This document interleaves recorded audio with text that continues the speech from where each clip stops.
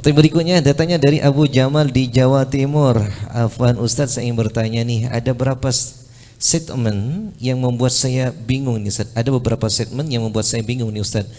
Ada salah satu tokoh mengatakan jalan menuju ridha Allah sangat banyak. Dia permisalkan seperti kita mau menjumlah angka 10. Banyak cara untuk menuju ke angka 10. Ada seperti 5 tambah 5, 7 tambah 3, atau 8 tambah 2, 7 tambah 3, dan seterusnya katanya Ustaz. Yang dimaksud dia meninggalkan berhijab karena dia menganggap cara untuk menuju surga sangatlah banyak katanya Ustaz. Itu bagaimana Ustaz? Saya nggak ngerti, saya juga sering dengar ini ya. Kita ini semua menuju angka 10. 5 tambah 5 10, 1 tambah 9 10. Ini apa ini gitu loh. Ini perumpamaan yang sama sekali nggak nyambung dengan ridhonya Allah. Perumpamaan sama sekali nggak nyambung dengan surga. Apa ini? Ini contoh apa? Gitu loh. Saya sendiri tidak menemukan dalam contoh ini yang penting menuju angka 10. Gitu. Ini sering saya dengar ini ya. Sering saya dengar dengan tujuan yang macam-macam masing-masing menuju angka 10, 1 tambah 9 10, 8 tambah 2 10. Ini Anda ini mau ngitung apa? Gitu loh. Jalan menuju Allah udah jelas, nggak ada ikut angka. Memang at-turuq ilallah ka'ada di anfasil bashar. Jalan menuju Allah itu banyak. Seperti nafas manusia dari banyaknya, bukan angka 10, bukan angka 100, bukan angka 1000, dari banyak. Tapi yang dimaksud jalan menuju Allah itu ketika kita mau sampai ke Allah. Ini ucapan setelah kewajiban kita lakukan dan yang haram kita tinggalkan. Ini asas, ini dasar, ini modal. Ini nggak ikut-ikut angka ini. Yang wajib lakukan, yang haram tinggalkan. Selesai, baru Anda naik peringkat kedua, jalan menuju Allah seperti jumlah nafas manusia. Ada yang lewat sedekah, ada yang lewat sholat malam, ada yang lewat Al-Quran, ada yang lewat dzikir, ada yang lewat bakti sama orang tua, ada yang lewat bakti sama guru, ada yang lewat dakwah ilallah, ada yang lewat ingkisar seperti dikatakan oleh Syekh Abdul Qadir Jailani. Saya lihat jalan menuju Allah itu banyak yang jalan ibadah ini, banyak yang jalan di situ ingin sampai kepada Allah dengan ibadah, banyak banget mereka, dan memang banyak yang sampai sama Allah. Tapi saya lihat jalan ingkisar tawadhu sangat sedikit, hampir nggak ada yang lewat ke situ. Maka saya lewati. Saya berusaha sampai ke Allah melalui ingkisar tawadhu saya, merasa hina, merasa rendah, dan saya sampai ke Allah dan melebihi mereka semua. Ini ucapan setelah yang wajib kita lakukan, setelah yang haram kita tinggalkan. Ya kalau Anda meninggalkan hijab, Anda udah haram.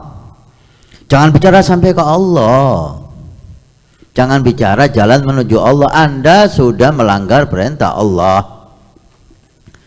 Ketika kita berbuat maksiat, kita berbuat haram, jangan bicara jalan menuju Allah banyak. Anda udah maksiat sama Allah, kok mau sampai ke Allah? Kalimat jalan menuju Allah itu banyak bagi orang yang sudah melaksanakan perintah Allah dan menjauhi larangan Allah. Maka silahkan, jalan menuju Allah banyak memang. Anda mau lewat mana? Pintu tawadhu, pintu sedekah, pintu dakwah, pintu bakti, pintu rahmah, silahkan. Tapi setelah yang halal, yang wajib Anda lakukan, yang haram Anda tinggalkan. Ketika seseorang meninggalkan sholat 5 waktu, kemudian dia jalan menuju Allah itu banyak, gak hanya sholat. 5 tambah 5 itu 10. 5, 4 tambah 6 10. Ini Anda ini mau ngajari hitung-hitungan anak SD, anak TK. Ini ngomong apa? Gak sholat kemudian pakai hitung-hitungan. Gak ngerti saya. Apa ini? Logika mana gitu loh. Meninggalkan sholat kemudian beralasan jalan menuju Allah itu banyak.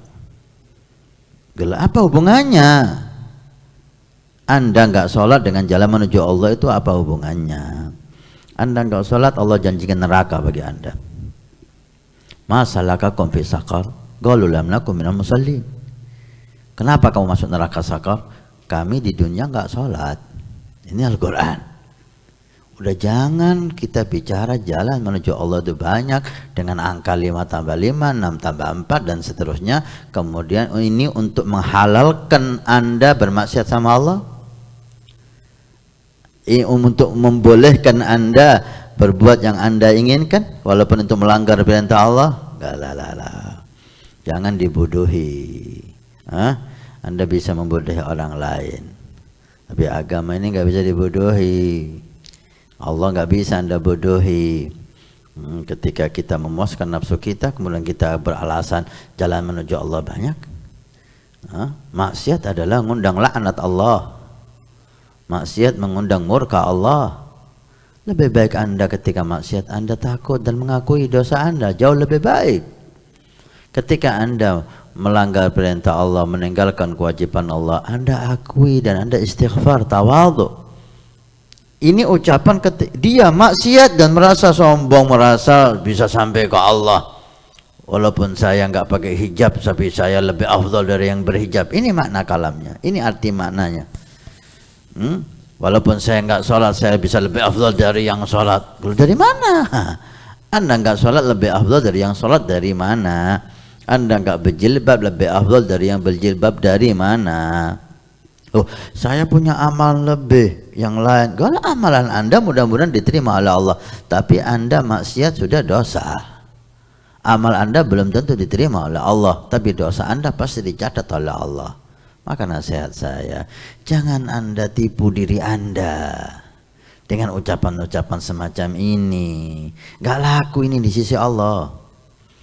Jangan Anda membebaskan kesalahan diri Anda, kekurangan dari Anda, dan Anda sombong dengan mau jalan menuju Allah banyak seperti angka 10, 4 tambah 6 10, 2 tambah 8 10. Anda ini mau ngomong apa gitu loh.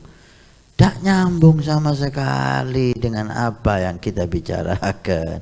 Ini bicara ridha Allah, bicara surga, ridha Allah dan surga. Ini ada patokannya, taat sama Allah, menjalankan perintah, menjauhi larangan. Jangan bicara angka 10 wala angka 100. Gak laku itu di sisi Allah. Ya khair. Insyaallah. Kita dengar juga itu ya, cara dakwah yang kasar, yang ini, yang caci maki. Yang penting itu tujuannya itu dakwah seperti angka 10. Ya, gak ada hubungannya sama angka ini, gitu lah. Gak ada hubungannya sama angka ini. Anda dakwah cara salah, salah Anda. Tujuan yang benar dengan cara yang salah tetap nilainya salah. Jangan bicara tujuan. Memang tujuan inti dari semuanya. Innamal a'malu binniyat. Tapi cara, kalau tujuan Anda baik, caranya pasti baik. Kalau cara jelek, tujuannya jelek. Itu jangan dibohongi diri Anda. Kita sama-sama dakwah, tapi saya cara seperti ini, yang itu cara seperti ini. Saya cara mencaci maki. Dari mana dakwah mencaci maki? Cara siapa ini? Cara Nabi Muhammad? Cara sahabat Nabi Muhammad? Cara ahli bait Nabi Muhammad? Cara aulia as-salih? Enggak ada. Kalau caranya salah, berarti tujuan Anda salah. Walaupun Anda mengaku tujuannya baik.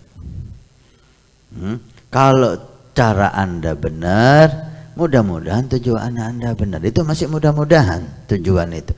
Karena tujuan itu niat. Niat itu Allah yang tahu. Gitu.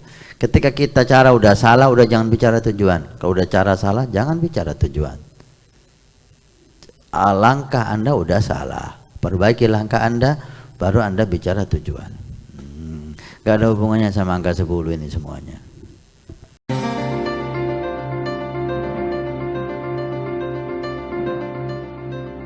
Nabi bersabda, "Man bana masjidan banallahu baitan fil jannah." Siapa yang ikut membangun masjid, maka Allah akan membangunkan rumah di surga. Pondok Pesantren Nurul Iman akan membangun masjid 2 lantai plus aula Maka kami mengajak untuk kita dan Anda mendapatkan rumah di surga. Kami membutuhkan 2.000 orang per orang, 100.000 per bulan selama 1 tahun. Silahkan Anda daftarkan diri Anda atau almarhum dari orang tua keluarga Anda yang sudah meninggal, atau Anda niatkan untuk putra Anda supaya menjadi putra yang saleh salehah. InsyaAllah dengan masjid di Pondok Pesantren Nurul Iman yang insyaAllah makmur dengan solat, qiyamul lail, zikir, majlis taklim, belajar agama Allah. Setiap kalimat, setiap bismillah, setiap ilmu Anda dapat pahala. Setiap rakaat Anda dapat pahala. Hani'an lana wa hani'an lakum kalau kita punya rumah di surga Allah. Mudah-mudahan Allah mencatat kita sebagai hamba yang